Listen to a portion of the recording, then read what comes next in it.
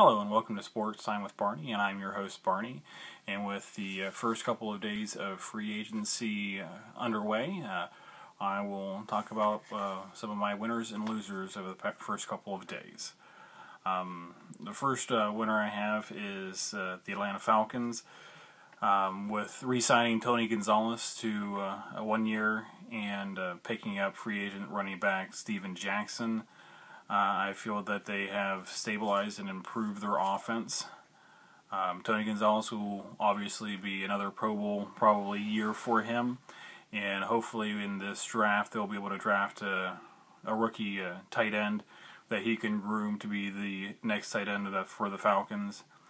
And Steven Jackson, I feel, will be a really good fit for them. Because even though he's carried a heavy workload for the past few years, in St. Louis, Atlanta is not a pass-first option team, so he's not going to be seeing as many carries as what he has been in the past. So I think he'll actually be able to prolong his career and prolong his durability each game because he's not going to be carrying the ball 30 times a game. Another winner I have are the Cleveland Browns, with picking up free agents such as Kruger and Desmond Bryant. With those pickups, they're shoring up their defense on the pass rushing side. And with that division, what it looks like it's going to be very open this year, it will help them out tremendously getting their spot in the division and possibly fighting for the division title. Another winner that I have is the Broncos, with signing free agents such as Wes Welker, Vasquez, and Dominique Rogers-Cromartie. They've shored up their defense, their offensive line, and given Peyton Manning another target with Wes Welker.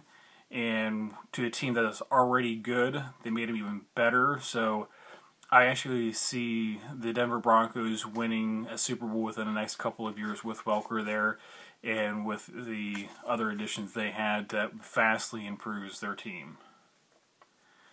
On to some of the losers that I have. The first one really isn't a big loser, but the Patriots, with losing Wes Welker and then picking up Amendola to take his place, if Amendola can stay healthy, it's a good trade-off because he's younger and probably has a longer career ahead of him. But history does not show that he is healthy. He's gotten injured quite often, and so he will miss time with the Patriots, and I just don't see him being a everyday starter for a full 16-game season. And they also picked up Leon Washignton to take over the return game for Wes Welker did. And he's good, but unfortunately he's not that dual threat. He is that very limited just through being returns. He can spell a little bit in the third down possibly and carry some load every once in a while, but he's not going to be the every down back that the Patriots really don't use. But like I said, they're my first losers, but they're really not that losers. Just because, though, they lost Welker is really the reason why I have them on that list. Next, there are the Dolphins. They did make a huge splash with getting Ellerbe and Mike Wallace. And the real reason why I have them on the losers list, and not the winners list, because of Mike Wallace, is because of the money that they threw at Mike Wallace, because he didn't even have 900 yards receiving last year. And in fact, the most catches he's had in his 4 years in Pittsburgh are 72, which is an average of 4.5 catches a game, and that is it. In fact, for his career, he's averaging less than 4 catches per game for his career, which is horrible for what you want to be your number one wide receiver. You want your number one wide receiver to catch at least 6 passes in a game, and he just hasn't done that. So I'm very questioning of not his ability, because he will be a good player there, just like he was in Pittsburgh, but I just don't see him being that dominant wide receiver that the Dolphins think that he's going to be, and that's why I think he's being overpaid. And also with them is they lost Jake Long, who looks like he's going to be going to St. Louis. So whenever you lose a talent such as a Jake Long and in free agency, you're losing a big part of your offense and a big part of your line who has been stable there for years, and he will be stable for years to come. So that's why I have them on the losers list. And the biggest losers of them all so far in this free agency is the Baltimore Ravens. They have lost a huge chunk of their defense.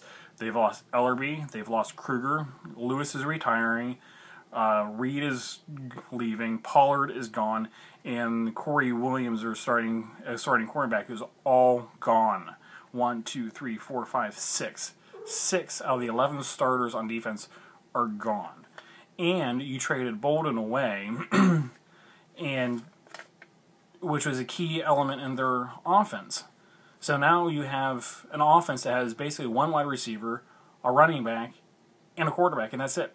And that's your entire team. After winning the Super Bowl to this, it's horrible. They won't be able to bounce back. And like I said, with Cleveland being the winners, Pittsburgh really not doing much of anything. Cincinnati just signing a couple of their free agents that are on the market. That whole division looks to be wide open for the taking for whoever can come up with a good team. And right now, Cleveland and Cincinnati are probably the best two in the division right now. Cincinnati really hasn't lost a whole lot, and they made the playoffs the past couple of years, so they're probably going to be up there. Cleveland, with the additions that they've had in the free agency so far, they're looking to make a move and make a push for the division. And Pittsburgh, they haven't done much of anything at all, and I really don't know what they're going to be doing, because Pittsburgh is always a wild card. Sometimes they look like they're going to have a horrible year because they didn't get anybody or anything, and then they have a 10-win season. So Pittsburgh's the wild card. And Baltimore, with everything that they've gotten rid of, I just don't see them being competitive, because they're going to have to basically outscore their opponents. And with them losing Boldin, unless they can pick up somebody else later on in free agency, I just don't see them doing that. And so far, that is my winners and losers for the first couple of days in free agency. And I look forward to talking to you again soon. Thanks.